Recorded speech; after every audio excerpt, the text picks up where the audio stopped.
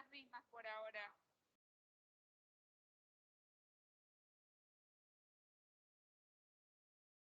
¿Eh? Yo subí las mías hoy. Bueno, las tenía Santiago, él me dijo que las sube hoy. No, él me dijo que las sube hoy.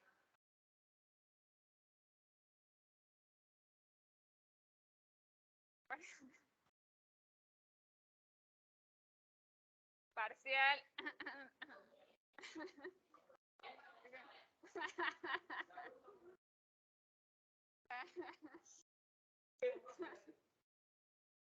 Bueno, ¿cómo están? ¿Alguna duda con lo que vimos la clase pasada? ¿Pudieron practicar? ¿Todo bien? Bueno, lo doy por entendido, ¿sí? Porque dedicamos toda la clase pasada a ver una y otra vez eso. Sí, sí. Así que bueno, si no está grabado, así que bueno, lo damos por sabido, ¿sí? La idea del día de hoy es, en primer lugar, ver un poquito el tema de las tablas, ¿sí? Ustedes saben que están las normas APA, ¿no? ¿Les suena? ¿Eso lo han visto en alguna materia? Bueno, lo van a seguir viendo en varias materias de la carrera. Bueno, las normas APA, hay un manual que ahora está por la 7ª división, que tiene todas las normas APA, y que esto implica tanto cuestiones de estilo, como los títulos, los subtítulos, cuestiones de la disposición, como las referencias y otras cuestiones. Uno a veces piensa que solo las referencias, pero es desde la forma de escribir, de escritura científica, hasta un montón de cuestiones de formato, ¿sí? En este caso vamos a primero centrarnos en lo que son las tablas. ¿Por qué? Porque muchas veces lo mismo que podemos escribir en texto se suele presentar en una tabla. A veces nos favorece, por ejemplo, en este caso que veíamos la vez pasada de la ANOVA, es como más simple para la ANOVA presentarlo en una tabla que escribir todo. Entonces es lo que vamos a ir viendo, pero bueno, en general vamos a aprovechar y ver cómo es el formato de una tabla en APA. Y en segundo lugar vamos a ver un poquito el tema de los gráficos, ¿sí? A ver, los gráficos también, digamos, como que son absorbidos por las normas APA. En este sentido, por ejemplo, solo se debe usar colores como blanco, negro o gris, ¿sí? Pero bueno, vamos a refrescar un poco el tema de gráficos también. Entonces, ¿qué es una tabla? Son presentaciones visuales que tienen columnas y filas, podemos tener texto, podemos tener números, ¿sí? Las tablas, hay ocasiones en que se pueden usar para las características sociodemográficas, ¿sí? Si nosotros tenemos alguna característica sociodemográfica muy detallada o realmente tenemos una caracterización muy rica de nuestra muestra, con distintas preguntas sociodemográficas, podríamos usar una tabla, ¿sí? También para cada uno de los análisis estadísticos que realicemos, podemos usar tablas, ¿sí?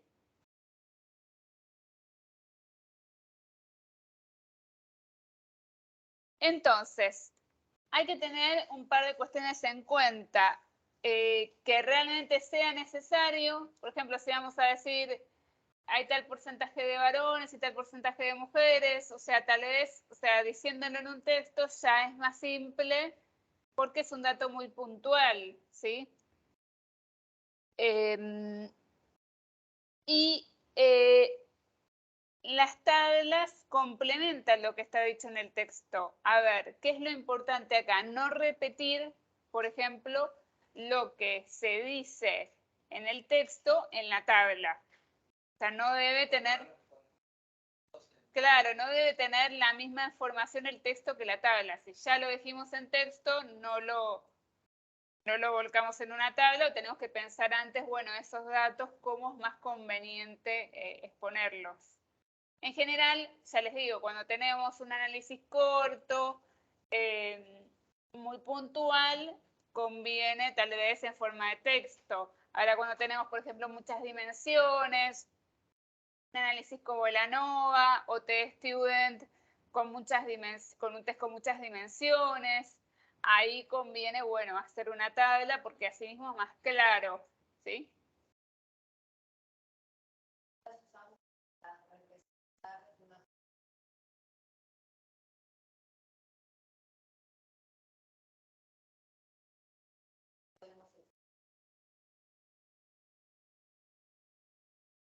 Claro, no tiene que ir el mismo contenido, sí.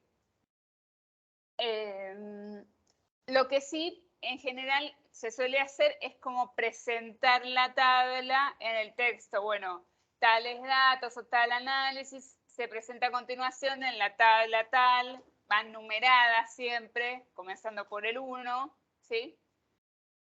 Entonces como que la nombramos en el texto, la introducimos, pero la idea es no repetir lo mismo que esté en el texto, ¿sí? Y el criterio sería un poco ese, o sea, no hay como un, digamos, por decirlo así, en este caso, un criterio 100% definido, pero bueno, si tenemos análisis como muy minuciosos, con muchas dimensiones, con muchas partecitas, por decirlo así, es mucho más claro mostrarlo en una tabla que hacer un texto largo y bueno, donde el ojo como que se pierde en eso, ¿no? ¿Estamos? Para adelante como para que vean más o menos cómo es una tabla. Ahora vamos para atrás, pero bueno, para que se den una idea, por ejemplo, esta es una tabla de T-Student, ¿sí? Bajo el formato APA. Viendo.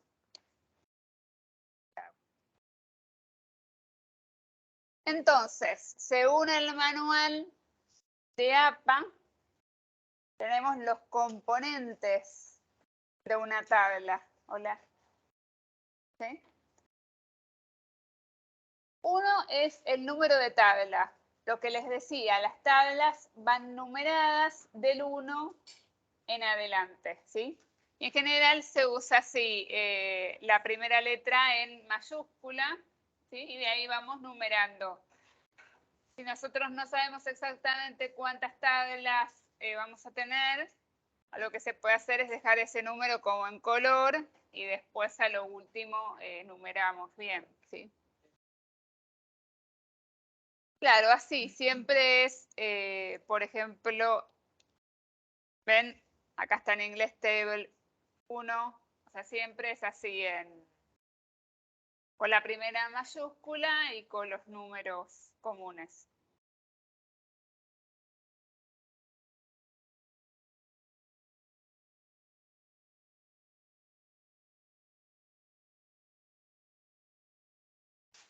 Entonces, tenemos el título de la tabla, ¿sí?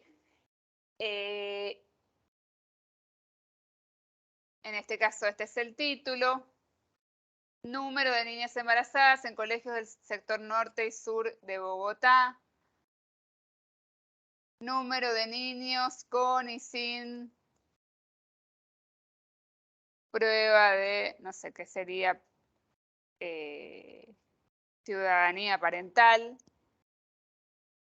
Ven que tenemos un título que tiene que ser claro, informativo, relativamente breve, o sea, no podemos excedernos de uno o dos renglones como máximo en el título de la tabla, ¿no?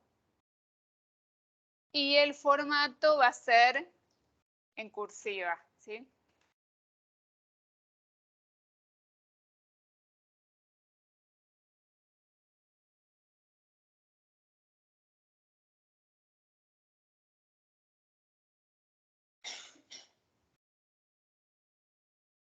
Bueno, tenemos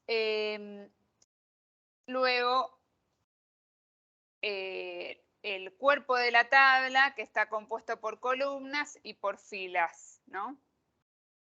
Columnas, filas. Cada columna tiene un encabezado, ¿sí? En este caso está comparando chicas y varones, ¿sí? Con y sin una característica. Bueno, y esta tabla es como más simple, la de acá. ¿Seguimos bien?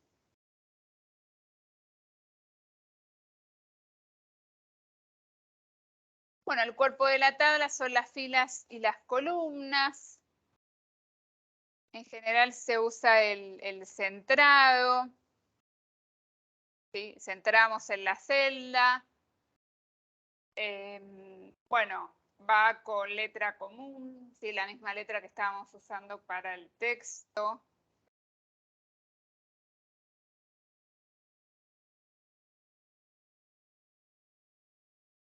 Y la idea, como ven, es limitar los bordes, ¿ven? En general queremos que, digamos, en norma Zapa, la menor cantidad de bordes posible. Va a ser en los encabezados y al final de la tabla, pero no más, ¿sí? Esto lo tenemos que configurar nosotros una vez que hacemos la tabla con el Word. Le tenemos que ir sacando los bordes a las celdas, ¿sí?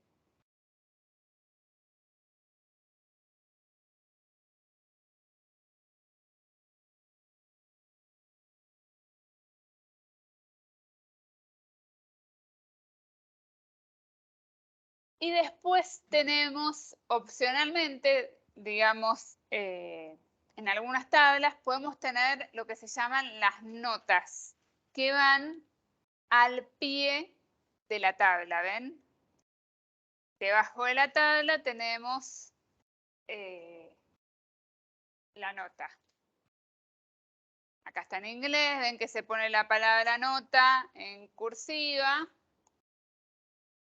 Y después tenemos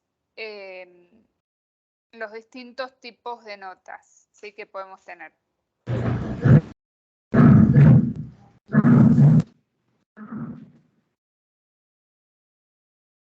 Bueno, podemos tener notas generales que expliquen, por ejemplo, alguna cuestión de la tabla, también abreviaturas, símbolos. Algo muy importante que me olvidé de decirles es que las tablas deben ser autoexplicativas, ¿sí? O sea, nosotros tenemos que poder sacar esa tabla, como por decirlo así, del texto y poderla entender. O sea que, por ejemplo, si hay una abreviatura que nosotros en el texto la explicamos, bueno, y aparece en la tabla, la tenemos que incluir en una nota. Igualmente, aunque antes ya la hayamos aclarado. ¿Por qué? Porque la tabla tiene que ser autoexplicativa. O alguna explicación adicional de a qué refiere la tabla va a ser explicada en una nota general. ¿Sí? Luego podemos tener notas específicas y tenemos, importante para nosotros, las notas de probabilidad, ¿sí?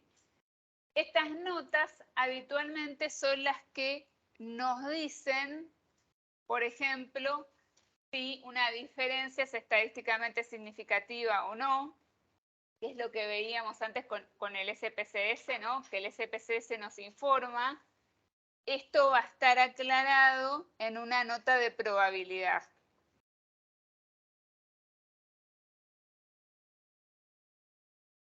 El desarrollo que hacíamos nosotros era una nota de probabilidad. Ah, no, porque nosotros poníamos los datos también. Ponían los datos. Sí, sí, sí, sí. Exactamente. Ahora vamos a ver ejemplos. Bueno, ojo con los micrófonos a esta porque... ¿estamos hasta acá? Me siento en la montaña, viejo.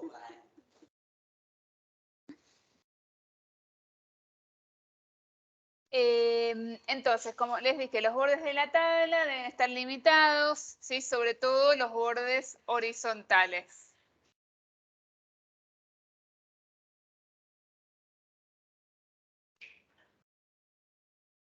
Hola, hola. Sí, están bien. Gracias.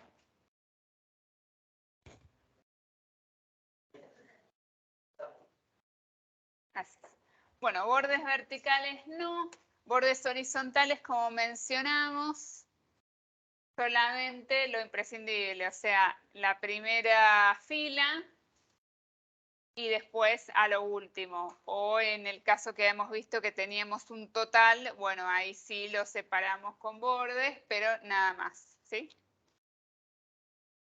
Bueno, fíjense, acá tenemos una diferencia de grupos, ¿sí?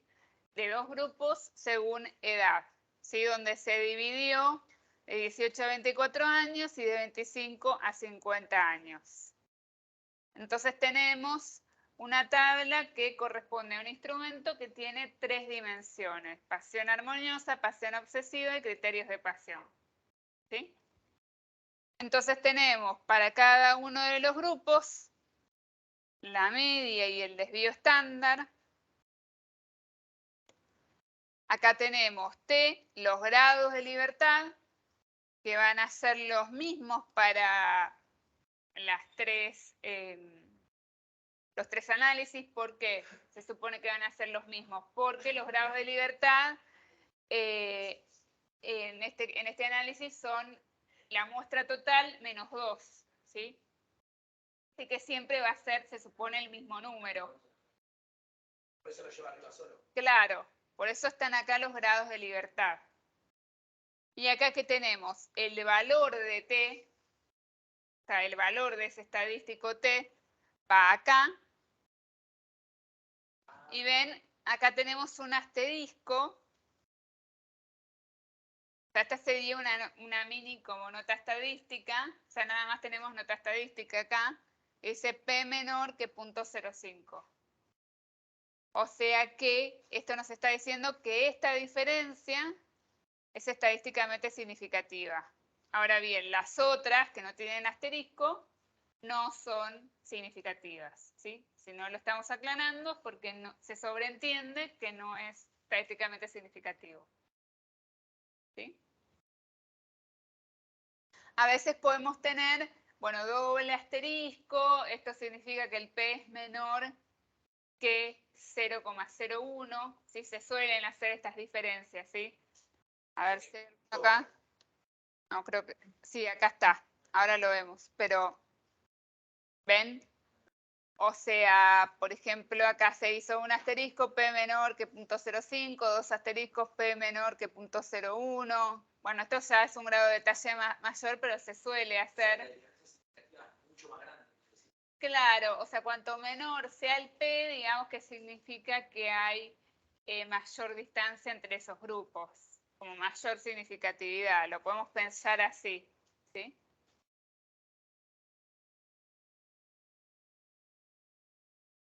¿Una duda hasta acá?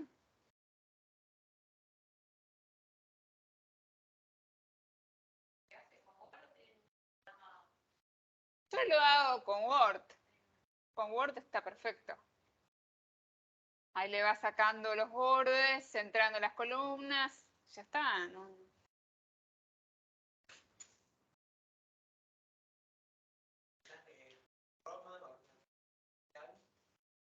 En Roma sí está bien. O sea, la fuente es la misma que vos usás para el texto. Sí.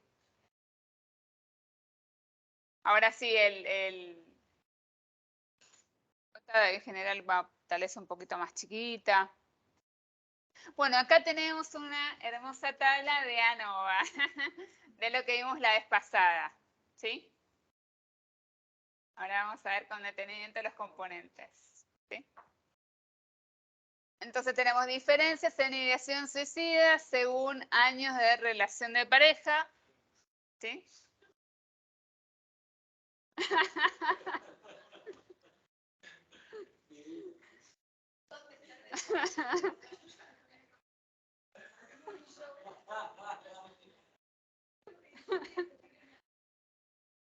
Bueno, les va a quedar más. Bueno, entonces se dividieron en menos de 1, entre 1 y 3 y más de 3. Recuerden que con este procedimiento podemos comparar 3 grupos o más. O sea, lo hicimos con edad, pero bueno, puede ser otra división, ¿sí? Como en este caso. Bueno, a ver algún criterio por el cual se dividió de esta forma, ¿no? Tenemos media, entre paréntesis, desvío estándar, que es lo que está debajo. O sea, las personas que tenían menos de un año de relación de pareja tenían esta media y este desvío en la dimensión ideación negativa, ¿sí? Era un test con 2 dimensiones, ¿sí? Los que tenían entre 1 y 3 años tenían esta media y este desvío en ideación negativa y así. Esto se acuerdan que lo sacábamos de los descriptivos, ¿sí? ¿Se acuerdan lo que hicimos la vez pasada? Acá tenemos el estadístico F y entre paréntesis que este 298 es los famosos grados de libertad, ¿sí? Claro, que es este 11,790 y este 8,596. O sea, la lógica es la misma que acá. Acá va el valor de t y estos son los grados de libertad. Acá la lógica es la misma. En vez de t tengo f, lo que está entre paréntesis son los grados de libertad, que se supone que van a ser los mismos para cada dimensión, porque también es n menos, creo que 1 en este caso. Y acá tenemos los valores del estadístico F, que los sacábamos de la primera tabla, la de ANOVA. ¿Se acuerdan? Y acá tenemos el asterisco, que nos dice si esta diferencia es estadísticamente significativa. Y acá en la nota estadística expresamos si es menor a 0.05, menor a 0.001, etc. ¿Vamos hasta ahí? ¿Alguna duda?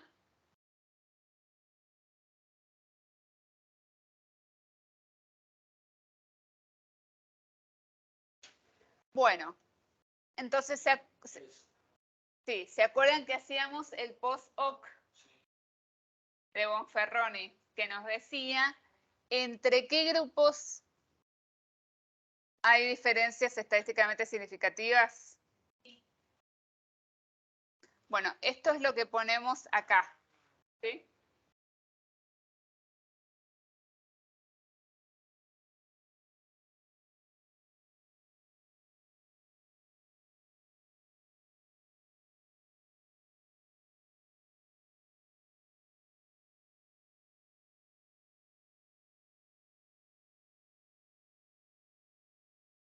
¿Sí? ¿Se entiende?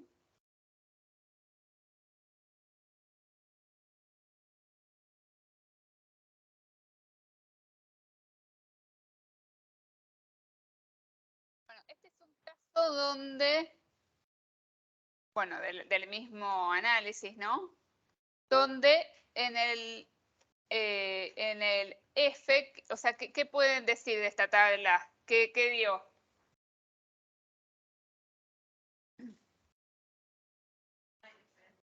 Bien, ven que en el F no tenemos ningún asterisco y en el post-hoc no tenemos nada, ¿sí?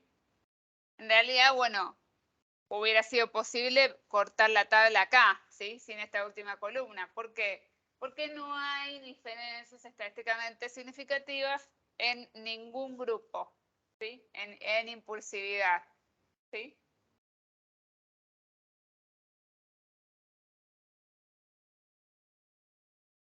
Como la tabla en este caso es más clara, si yo tuviera que escribir todo esto, bueno, sería poco amigable para el lector también.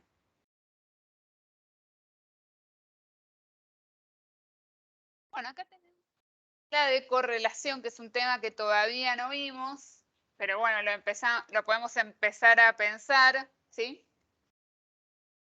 Que sería el último tema como estadístico de análisis que nos queda. que es, bueno, ¿cuál es la relación entre dos variables psicológicas? Entonces tenemos un índice, que es el índice de correlación de Pearson. Ya lo vamos a ver esto con más detenimiento. Ahora aprovecho nada más porque tengo la tabla. Que me da un numerito que va entre -1 y 1, ¿sí? Cuanto más cercano a 1 significa que esas dos variables se relacionan en forma directa, o sea, cuando una sube, la otra sube. Aquellos que tienen puntajes más altos en, supongamos, ansiedad, tienen puntajes más altos en depresión. Los que tienen puntajes más bajos en una, tienen más bajos en la otra, ¿sí? Y que el numerito sea negativo me está indicando lo contrario, o sea, cuando una sube, la otra baja. Ahora bien, esa correlación primero hay que ver lo mismo que antes, si es estadísticamente significativa. Y acá también vamos a tener estos asteriscos. Entonces, bueno, por ejemplo, en este caso, esta relación entre estas dos dimensiones no es estadísticamente significativa, acá tampoco, acá sí, ¿sí? Menor que 0.05 y recién ahí puedo interpretar, ¿sí? Pero ya lo vamos a ver con más detenimiento. Pero como ven, las tablas todas tienen como la misma lógica de armado. ¿Alguna duda hasta acá? Tenemos también los gráficos. Como ya les digo, bueno, los trabajos de integración final son un poco menos comunes, o sea, la inclusión de gráficos, pero sí.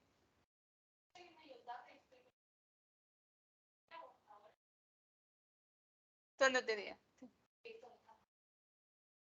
Sí.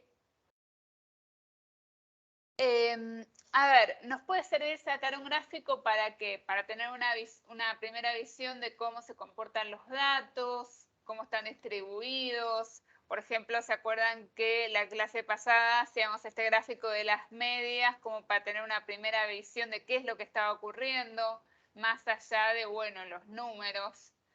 Y en este sentido nos pueden ayudar. Y también pueden ser incluidos en análisis estadísticos, ¿sí? En artículos científicos, etc. Algunos, es solo para mostrar algunos de los más comunes, son el diagrama circular, por ejemplo, o pictograma. Este habitualmente se usa para variables como género, nacionalidad, o sea, variables cualitativas. El diagrama circular.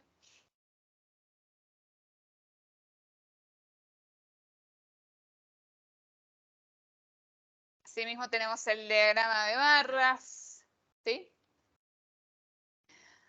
Hay uno que es interesante, que es el diagrama de barras adyacentes, que es, o sea, me sirve para comparar dos grupos a lo largo de diferentes valores de la variable. Bueno, acá el título del gráfico es Presencia del tema de drogas en conversaciones cotidianas y tenemos adolescentes y adultos, ¿sí? Y una frecuencia porcentual. O sea, ¿cómo sería en formato APA? Bastante parecido, bueno, sin las líneas estas horizontales y en blanco y negro, ¿sí? No varía tanto a lo que es un gráfico común.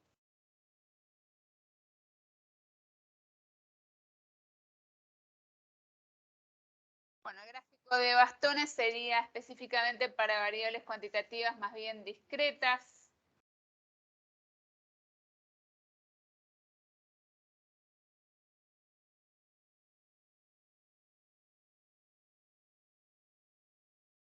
Y algo que podemos observar a veces en estadística, por ejemplo, ¿qué es esto? Mide el colesterol de distintos pacientes, ¿no? Entonces hay uno que tiene 112, hay uno que tiene 121, hay uno que tiene 137. Lo mismo nos podría pasar con niveles en variables psicológicas, ¿sí? Como que estas observaciones están muy distribuidas entre los valores de variable. Por ejemplo, el nivel de inteligencia. Bueno, si medimos el nivel de inteligencia de cada uno, probablemente sean todos valores diferentes, ¿no? Entonces, ¿qué pasa? ¿Nos sirve esto de que cada uno tenga una repetición de uno? ¿Nos abrevia algo esto? No nos sirve para nada, básicamente. Entonces, ¿qué hacemos en este caso? Se usan los intervalos, ¿sí? ¿Qué es un intervalo? Es, por ejemplo, digo, bueno, desde 111,5 hasta 146,5 tengo 4 observaciones. Desde 146,5 hasta 181,5 tengo 4 observaciones, ¿sí? Entonces los intervalos nos sirven para ir agrupando los valores de variable cuando tenemos estos casos, ¿no? Bueno, por supuesto hay toda una teoría de los intervalos, de cómo construirlos, cada uno tiene que tener la misma amplitud, o sea, medir lo mismo, pero no nos vamos a meter tanto con eso, simplemente mostrarles que están los intervalos. Y hay gráficos específicos para variables distribuidas en intervalos. ¿Sí? Fíjense, acá tengo 111,5 a, bueno, 140 y algo, 5. Son estos intervalos, 146,5. ¿Ven? Lo que tengo acá lo tengo representado en este gráfico. El hecho de que las barras estén unidas me está hablando de esta continuidad que yo estoy intentando representar. Y se llama histograma, o sea, esto que está en celeste se llama histograma. Entonces es un gráfico que lo uso para representar distribuciones de frecuencia con intervalos.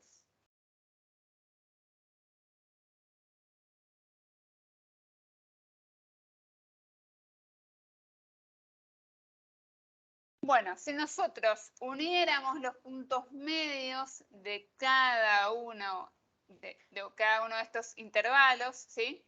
Nos ubicamos en el punto medio de cada uno y trazamos una línea, tenemos otro gráfico que tiene otro nombre distinto, que es el polígono de frecuencias, ¿sí? Esos grafiquitos los hace el programa, los hacemos nosotros en el Word o en el Excel, ¿no? Te los hace el Excel, algunos los hace, sí, creo que todos los hace el SPSS. Ah, sí. También en el Excel se pueden hacer. Sí. Bueno, entonces, el polígono de frecuencias también se usaría para variables representadas con intervalos y, digamos, bueno, obviamente el programa me lo hace de una si yo le pido el polígono de frecuencias, pero, digamos, si lo pienso a partir del histograma, sería uniendo los puntos medios. ¿Sí? El polígono de frecuencias nos serviría si yo quisiera comparar, por ejemplo, dos grupos en una de estas variables más bien continuas, puedo usar el polígono de frecuencias. No así el histograma porque no puedo poner un histograma sobre otro, ¿no? Y para representar frecuencias acumuladas, podemos tener, por ejemplo, un gráfico de este tipo.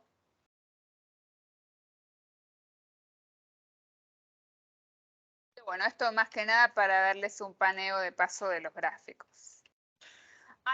Hay más tipos de gráficos, pero bueno.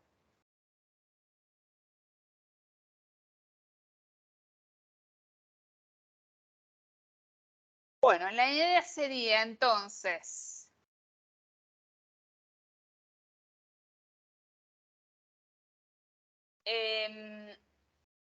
que sobre alguna de las bases que hicimos la vez pasada, el el ANOVA, ¿sí? O que ustedes hayan hecho en sus casas, hagan la tabla. ¿Sí? Ahora la dejo puesta en el Power, ¿sí? Pero la idea sería que practiquen ahora hacer la tabla, así ya cualquier duda sale ahora, ¿sí? La idea es hacerlo, por supuesto, en el Word.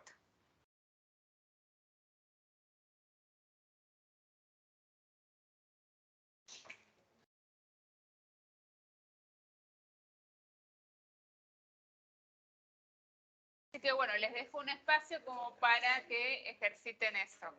¿De cualquier base hacemos? Sí, la que ustedes quieran que hayan hecho el análisis.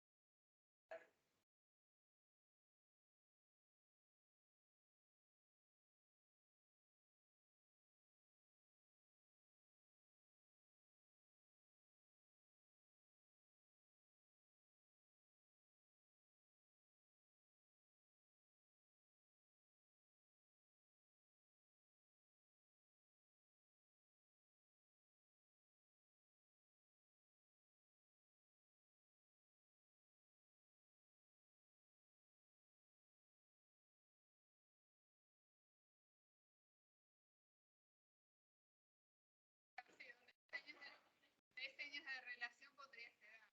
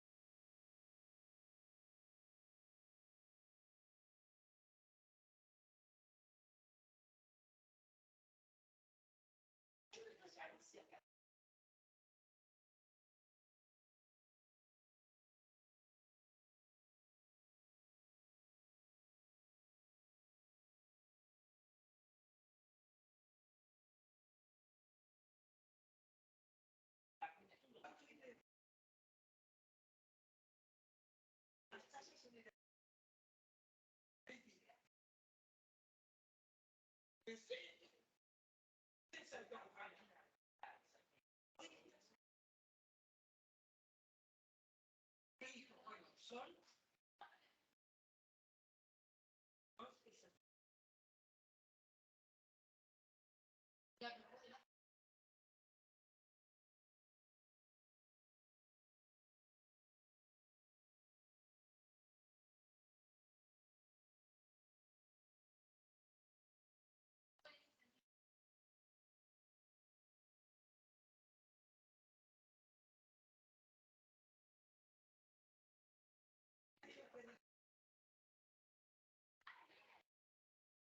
Algo de...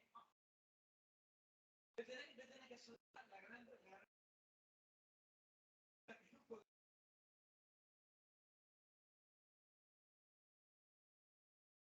Me toman, a ver qué me toman 10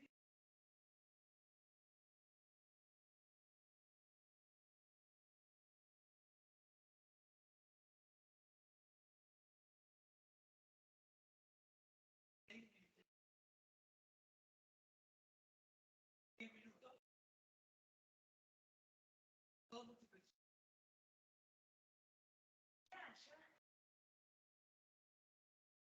Tema que ahora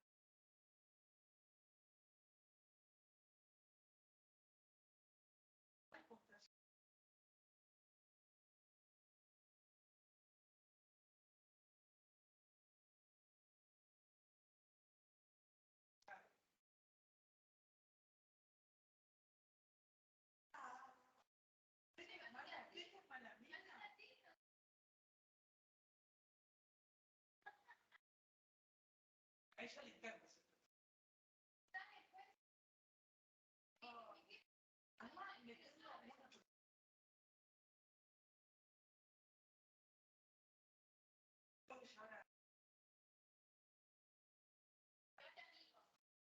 vivo,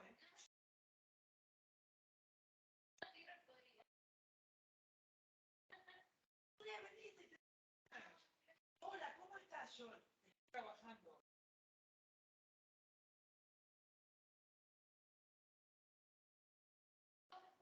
Ah, ¿qué onda? Para el examen, boludo. No, para la suya.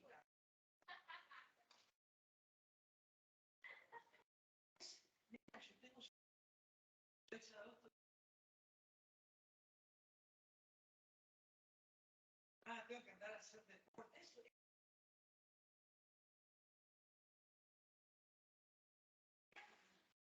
Viendo la bicicleta abajo, que me descubrimos que casi mató.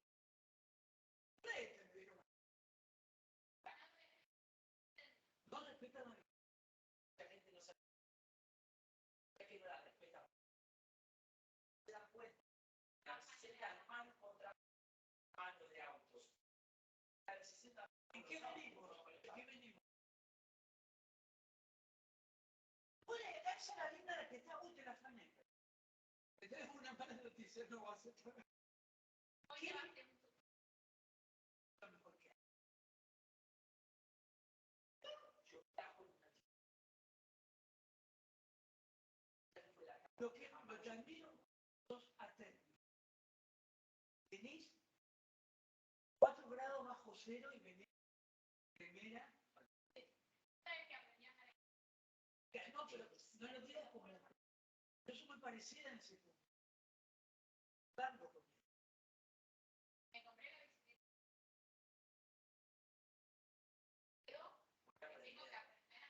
Dentro de casa para que no me. No, yo les quiero contar algo. Consorcio mentira.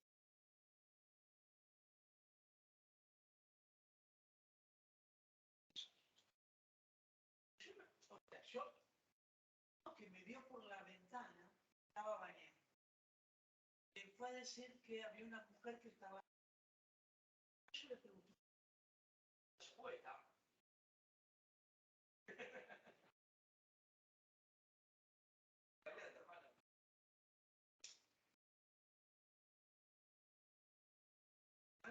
Yo todo el día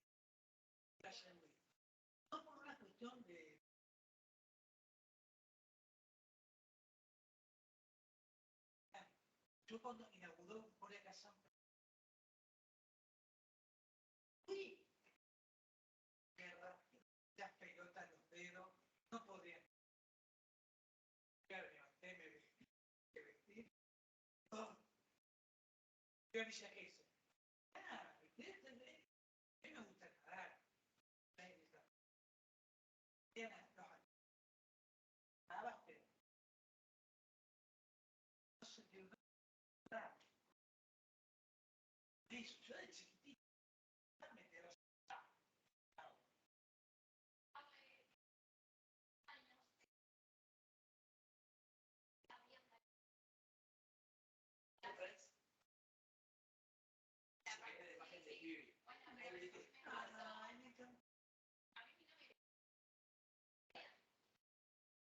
Tengo que aprender.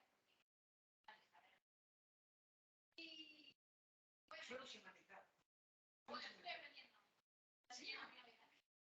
Claro, en la escuela que aprendan a manejar bicicleta, triciclo, auto, moto. Pero el auto ni el pedo.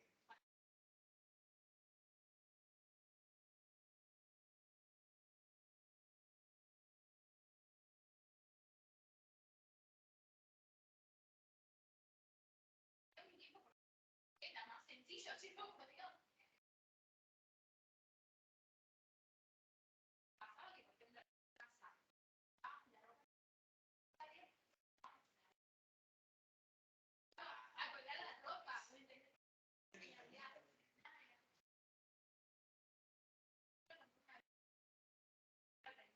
encontró la bici, la usaba, porque me dijo, ¿qué tipo? No te guste, que no, y no tiramos con la bici que está cachorra. Bueno, nada, y costó, me caí una sola vez, pero aprendí a trabajar en bici. El auto, ¿cuánto le da? Pero yo soy como una nada, ¿viste? Digo,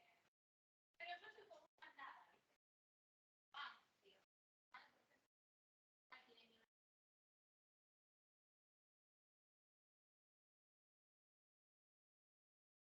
Ahora que estoy con la eso. Es difícil, Es porque no sabes seguro, o sea, mamá siempre decía, usted bueno, ahora que quiero agarrar el auto, la lleva. O sea, no porque te manejar, o sea, todo porque es la herramienta. Esa mujer es muy sabia. Es lo que yo le decía. Lo que no me gusta es que vienen.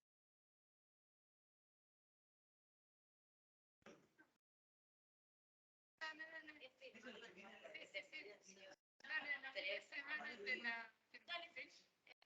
Ah, Dale, bueno. Buenísimo. Buenísimo. No, por favor.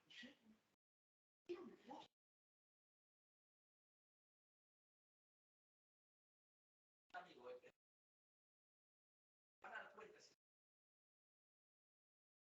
No saben que estoy yo pasando. Básico, yo tengo que decir. Se lo puso claro. No da la bicicleta, hasta me pidió un celular. Llegamos todos directorios, San Juan,